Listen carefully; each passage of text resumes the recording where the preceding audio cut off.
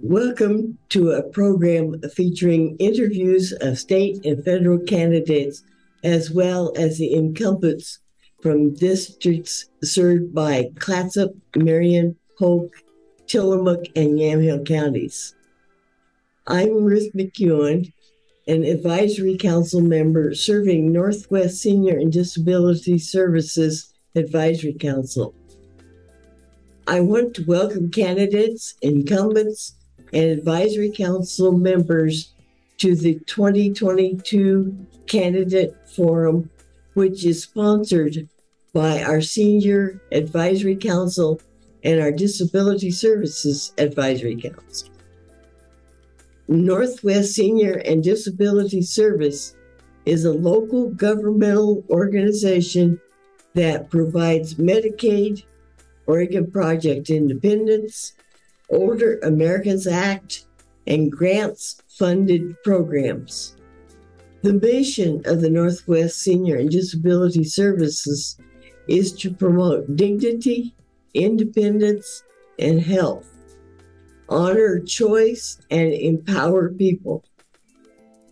The assistance and support we provide consumers include information and assistance, in-home and community-based services, and financial and medical help, meal sites and home-delivered meals, option counseling, adult protective services, Medicare counseling, peer mentoring, money management, as well as health and wellness programs. Because of the number of state legislative districts that our service area covers, we have invited a large number of candidates to be interviewed. Each candidate has been given information on the format used in these interviews. Each candidate will be introduced by a member of the advisory councils. Then each candidate will have the opportunity to answer questions which will be timed. That way you, the viewer, can compare apples to apples. We thank these candidates for their willingness to share their views about services for Oregon seniors and people with disabilities. Hello, I'm Judy Richards, and I would like to welcome Richard Walsh, Democrat candidate for running for the Senator State of District 11. Welcome. Thank you for having me, Judy. Thank you, Richard. Tell us about your platform and experience that would encourage a senior or a person with disabilities to vote for you. Well, my platform, well, first of all, my experience is I'm a personal injury attorney, and I have been for the last 30 some odd years. And in that capacity, I've always been rooting for the underdog and always for people that are disabled and people that have been injured in car accidents or on the job injuries or things like that. So I absolutely have a long-term experience with people that are suffering disabilities and problems. And I see the pain and the suffering that people have when they don't have proper coverage or they don't have proper health insurance or they think they have proper health insurance and then they don't find out until they make a claim, and then they find out that they've been denied, unfairly so. And so I've been fighting for 30 years to make sure that people get what they're entitled to. But it is heartbreaking on those certain times where they don't get it because there's holes in the system, and I want to help fix that.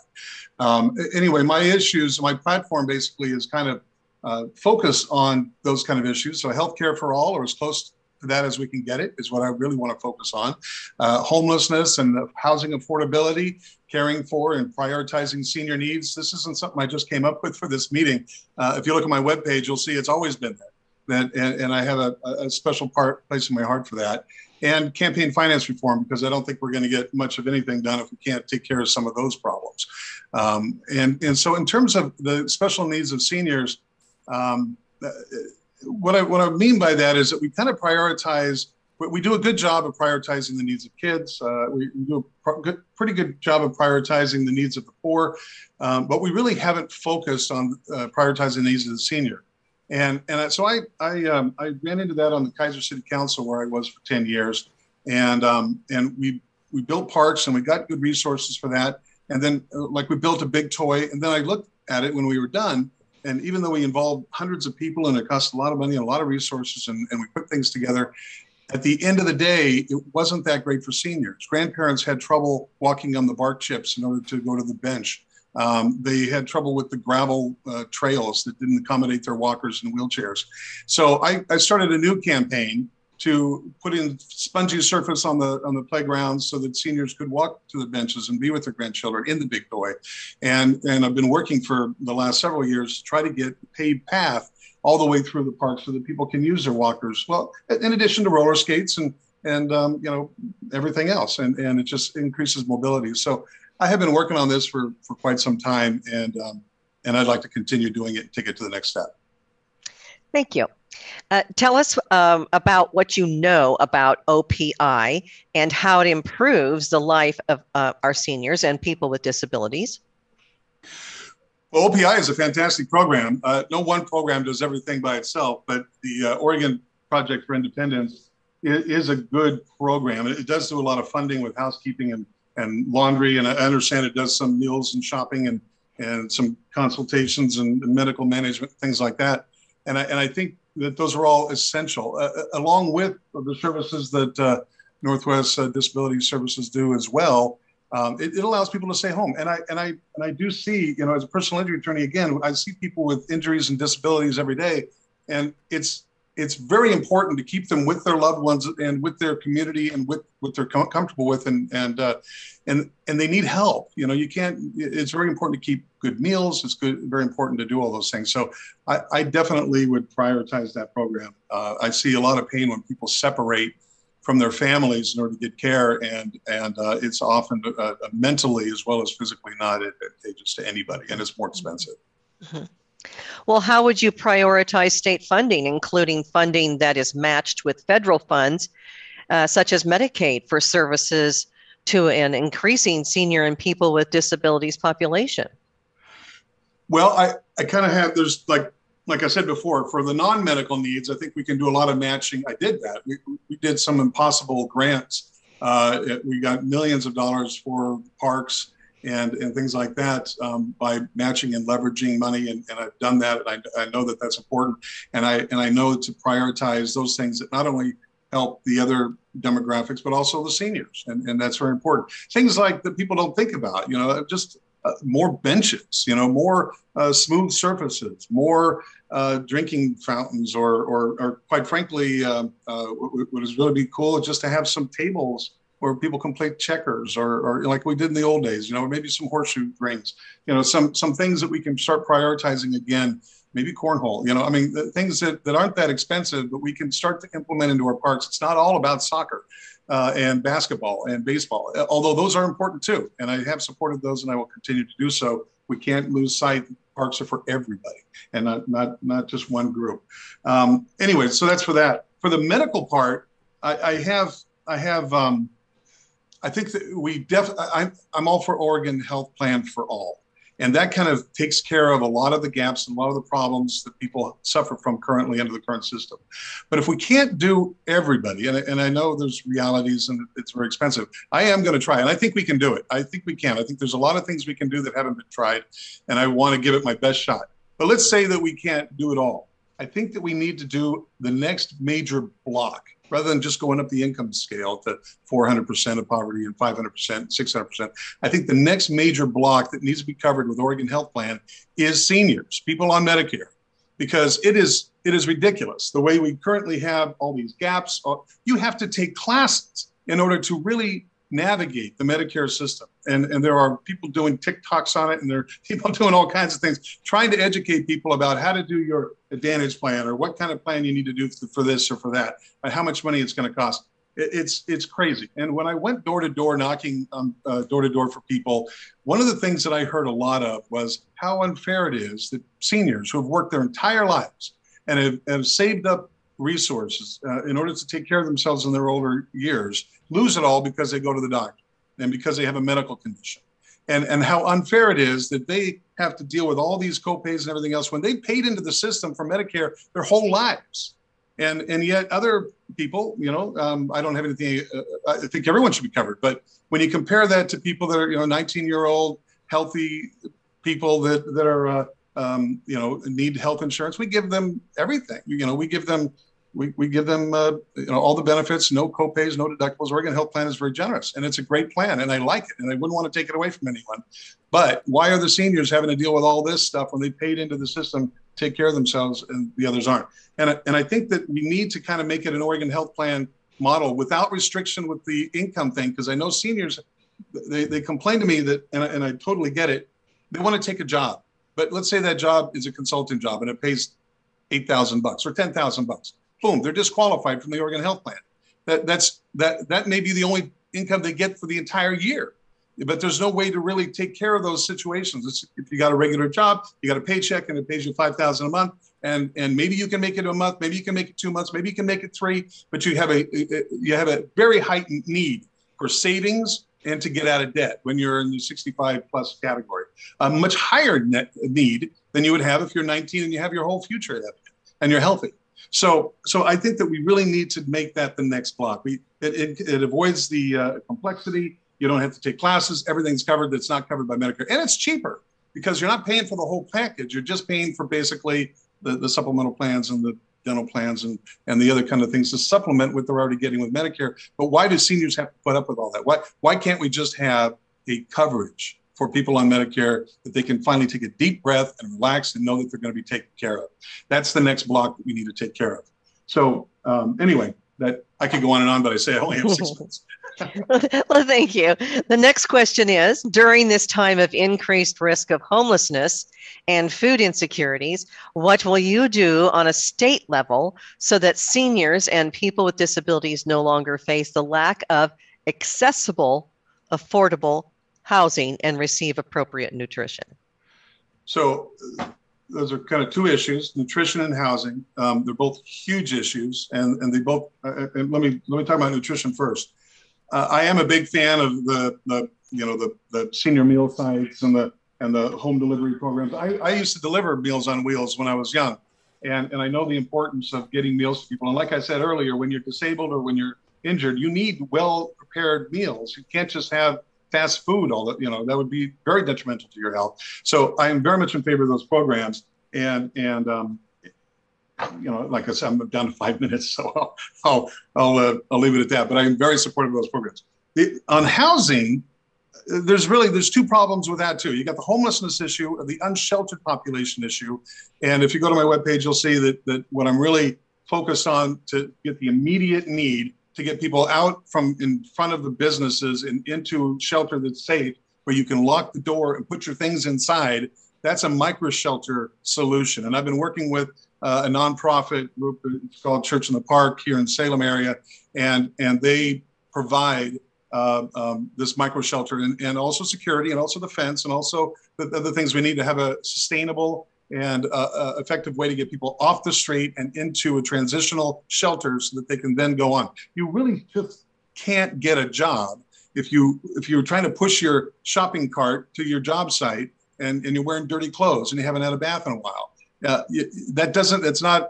It won't work. Plus, you can't get a shopping cart in a bus in the first place to get to the job. You can't do that if you don't have a computer, and you can't get a job nowadays without a computer, access to the computer, and knowledge how to use it. So there's services that you need in order to get past the homelessness stage into the homed stage. And this micro shelter is the critical first step. And so I've been working on that. Now, the next step is affordable housing. So in order to get affordable housing, we really need to, we could do it one of two ways. The way we've been doing it is we have unaffordable housing and we supplement it with tax money with Section 8 and so on. And there's a place for that. But what we haven't explored, oh boy, we're running out of time. What we haven't explored is tiny homes, more legislation to make tiny homes more affordable, because the way to make real affordable housing is low labor, low cost, and low land. And that's a tiny home or an apartment that your condominium buys.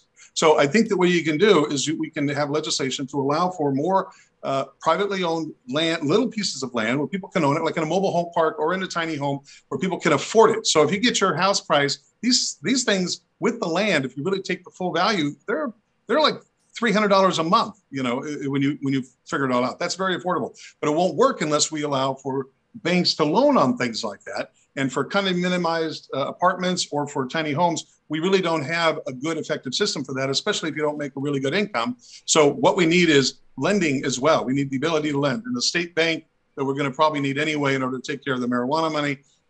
If we're doing that, then we should certainly allow them to also make loans. Like I did when I was getting a student loan, guaranteed student loan when I was younger. They wouldn't loan $25,000 to a kid right out of high school, but they would if it's guaranteed by the state. And the same thing can happen with affordable housing. So people can own their apartment. People can own their tiny home. They can own the land it sits on and not be vulnerable to the whims and wills of the landlord or the land or the, you get my point. And I see I have 2 minutes. Basically, my inspiration for all of this is George Bailey with It's a Wonderful Life. I don't know if you've seen the movie, but I could quote you the quote he did to Mr. Potter about how important it is to have a place where people can buy 2 beds and is it so horrible for them to be able to have a couple of baths or a bath and a couple of rooms, and it's everybody should be able to get that, and we can make it affordable by doing some of these kind of things and other things. I think we can do. Okay. I can keep going there too. We only have a minute, but what would you do as a legislator to address behavioral health issues that have been brought on by isolation related to the pandemic? Well, first of all, it's a huge issue. That also ties in, this pandemic has been horrific and it has isolated people. It has caused all kinds of mental health issues, but also disease and age and injuries, I see also are a huge thing that cause mental health issues. I see every day, I see injured people that aren't able to do what they used to do when they weren't injured, and the mental trauma that they go through when they're mourning the loss of their health. And it's something you really do need counseling for, or it'll spiral out of control. So I do think we need more investment in mental health services.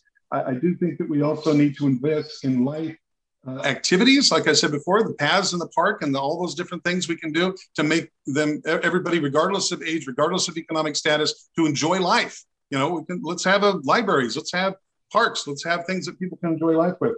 And we can also integrate, there's 44 seconds, but we can have childcare more easily integrated with senior care, so that we've done that in Europe and some other places where we get the best of both worlds, where people can be watching and taking care of young babies, and we can get the ratios right. And I got 29 seconds, so I'm going to let you have the final word. Yeah. Well, I thank you very much. And I do thank you. And we have been visiting today with Richard Walsh, Democrat, running for State Senate District 11.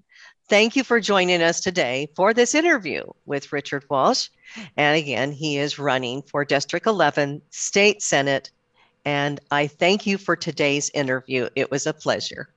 Thank you, Judy. I very much appreciate being here. Thank you. I want to thank the candidates on behalf of the members of the Senior Advisory Council and the Disability Services Advisory Council of Northwest Senior and Disability Services for attending our candidate interviews. Copies of the interviews can be checked out from Northwest Senior and Disability Services by calling 503-304-3451. Again, that number is 503-304-3451. We hope the information that has been provided will help you make informed choices when you vote. The opinions expressed here are not endorsed by Northwest Senior and Disability Services. For more information or to get connected to services provided by Northwest Senior and Disability Services, please call 1-866-206-4799. Again, that number is 1-866-206-4799. 206 4799. The advisory councils for Northwest Senior and Disability Services would like to thank Capital Community Media for the production of the forum. Thank you for watching.